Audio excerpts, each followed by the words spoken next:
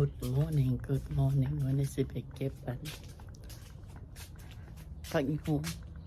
เก็บผักอีหูมาเกี่ยงกันพวกเจ้าผักอีหูกำลังนั่น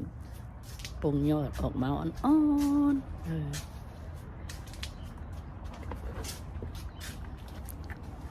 มันนี่อากาศเย็นดีบลมละบลมละไปเก็บน้ำกันเนาะ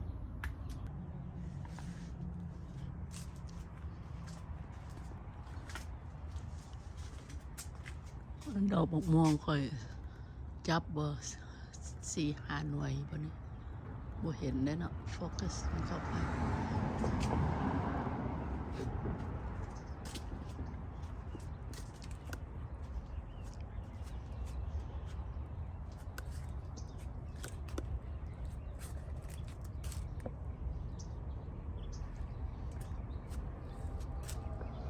เด่นมะขามเพื่อต้นเดียว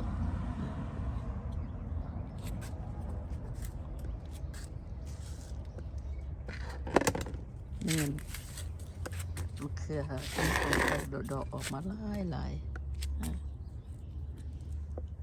สิจับบ่เนาะโอ้ยมันบ่จับเด้ออันนี้บักเล่นก็จับอยู่ฮะบ่ฮู้ว่าสิหน่วยใหญ่ส่ำใดน้อยๆส่ำใด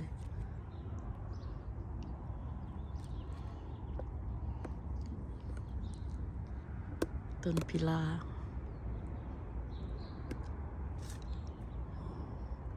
โอ้ยบักม่วง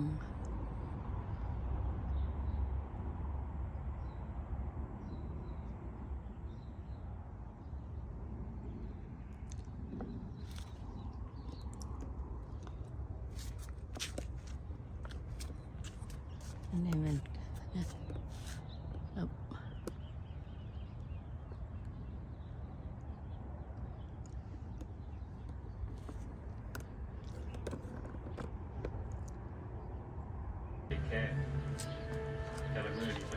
มาเก็บผักอีโฮมกำลังปรุงยอดอ่อนๆเอาพริกแกงใส่ปลายแห้งพวกเจ้ามันกำลังออกยอดไม่ใช่ยอดอ่อนๆเลยต้นผักอีโฮมนี่ถ้าเฮาบ่ตัดมันก็ออกมาตลอดเลยเด้อพวกเจ้าออกมาตลอดแบบปงใบปงดอกออกมาตลอดมันลมแล้วค่อยก็เลยตัดมันออกเบิ่งแล้วมันโครงโยงข้างย่างโพดแล้วเฮาก็บ่อยากให้มันต้นใหญ่หั่นนะเฮาก็เลยตัดมันลงตัดมันลงแล้วนั่นตัดปรับเบิ่งมันก็ออกยอดมาใหม่เลยเด้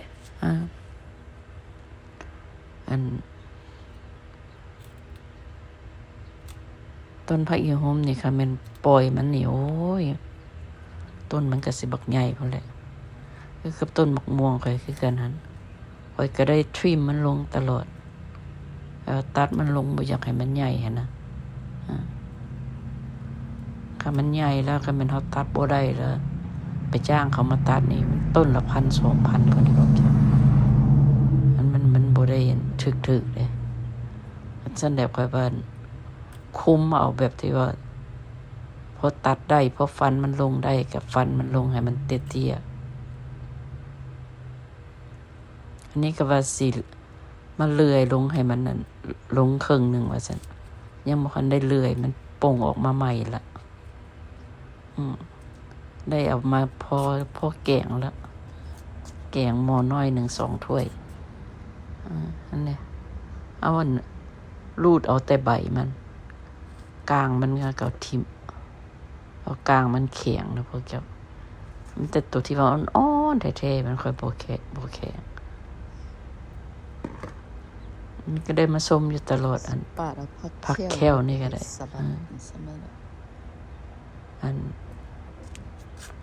เอาไปลวกกินมันก็คือบ่แซ่บขึ้นกะหล่ำเนาะกะหล่ำเฮาไปลวกมันละหวานผักแควนี่ไปลวกมันซื่อๆเอาไปเฮ็ดสลัดเด้เอาไปเฮ็ดยำสลัด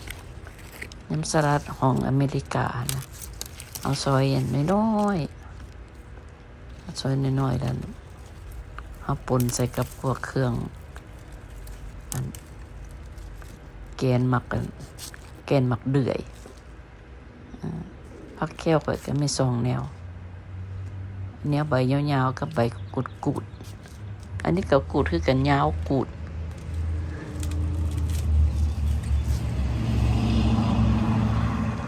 แล้วตัวที่ว่ามันกูดแท้ๆมันคือต้นเตี้ยมันคือบ่สูงจากเทื่อบัดต้นพวกนี้ละสูงเอา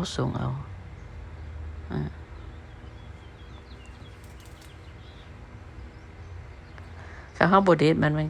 นก็คล้ายๆว่ามันแก่นะแก่แล้วมันก็หยาบเนาะ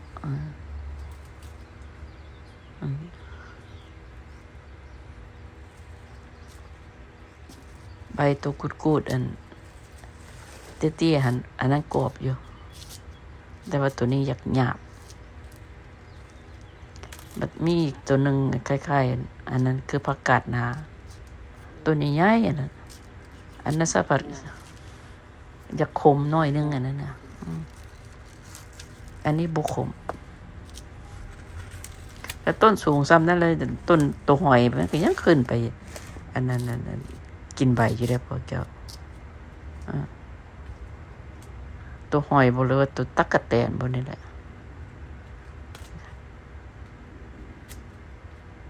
เขาจะย้ำมือเศร้าไปเบิ่งเห็นหอยขึ้นอยู่ในต้นมันพุ่น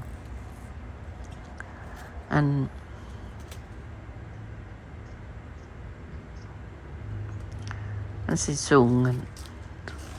ทอข่อยละเด้เนี่ยจะได้ข่อยสิไปได้ไปยื้อเอาไม้สาวแมนเอาละอั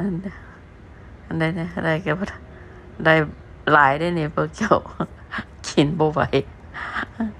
เพราะแก้วเนี่ยมันกินใบ2 ใบมันก็พอแล้วนะเอาไปปั่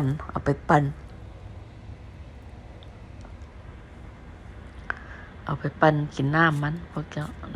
น้ำผักแก้วมันนั่นมันดีสำหรับร่างกายว่าซั่นเถอะให้ผู้ใดบ่อยากย่ำมันอันก็สิเอาเก็บเข้าไปแล้วสิได้เข้าไปเฮ็ดแกงละแกงนั้นเอาใส่ผักบัวกับขิงกับ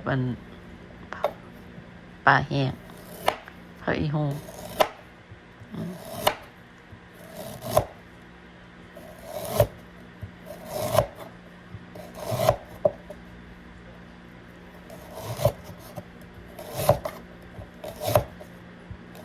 ขี้นี่เขาฝานเป็น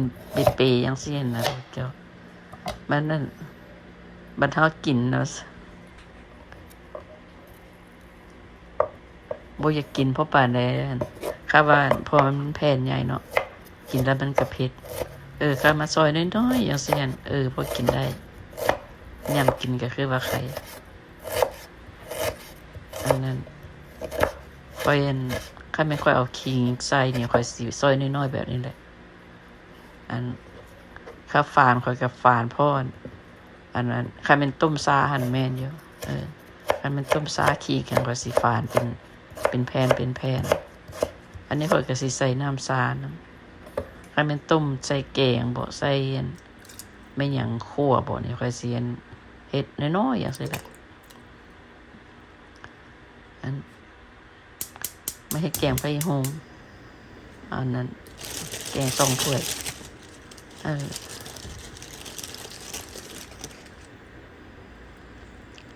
ให้ปลาแห้งจะว่าลืมกินปลาแห้งก็ได้ซื้อมาแต่ปีกายเนี่ย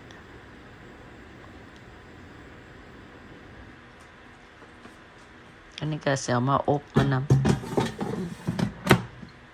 มันกรอบดีแท้ๆพวกเจ้าเอาอันนั้นมาอบแล้วมันกินกับข้าวกับแก้วบักเล่นโอ้คือว่าแซ่บแท้ อันนี้แกงไข่โฮมค่อยใส่เกลือกับผงอร่อยดีแล้วค่อยก็พอแล้วคือกันกับเฮ็ดอาหารนี่คือกันกับซาวดอยเนาะที่ว่าพวกเขาเจ้าบ่กินน้ำปูน้ำปลานะเขาเจ้ากินแต่เกลือกับแป้งนัวบ่ บ่มีน้ำปูน้ำปลาบ่มีซีอิ๊วขาวซีอิ๊วดำมันก็แซ่บเลยล่ะคือค่อยใส่จังซี่แหละมันค่อยใส่อร่อยดีเนาะพวกเจ้าเป็นเกลือออกมามันก็แซ่บเลยก็บ่ต้องไปสีว่าต้องซีอิ๊วขอกซีอิ๊วขาวหรือว่าน้ำมันหอกน้ำมันหอยใส่ส่วนนี้แล้วก็พอละเอามาสดกินร้อนๆนะ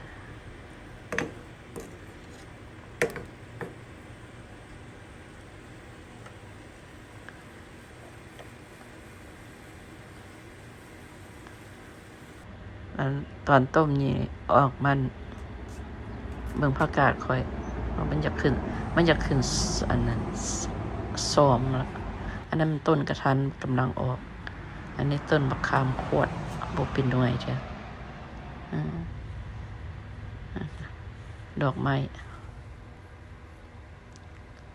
ผักหอมนี่ก็คือว่านานขึ้นแท้ต้นมังกรอันนั้นนะแก้วมังกรกับต้นนั้นบักกอกน้ำอันนี้ก็ต้นผักสมมื้อนี้อากาศดีพ่อแก้วบ่มีลมมีแต่แดดอากาศเทมเปอเจอร์ก็บ่นั่นอันนี้ก็หอมป้อมพอได้เก็บอยู่เก็บกินอันนี้แกงค่อยก็ฟดเรียบร้อยแล้ว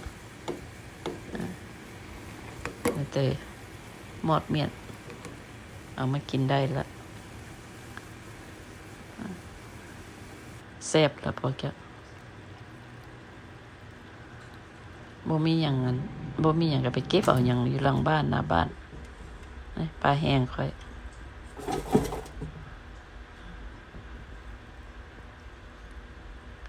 เก็บเอาอยู่หน้าบ้านหลังบ้านไปเฮ็ดนั่นเฮ็ดนี่กล้วยเครือน้อยปลาให้มันสุกอยู่ในเครือมากินมื้อละหน่วยเอาขอบใจด้วยพวกเจ้ากินมะกล้วยปลูกเอง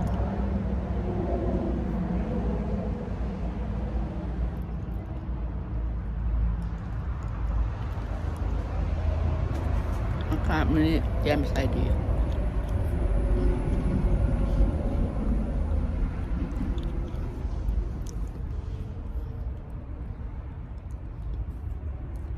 วันนี้ไม่เห็นแกงผักอีฮูมให้กิน ใส่ปลาแห้งเอาพากันอยู่ดีมีแห้งเด้อ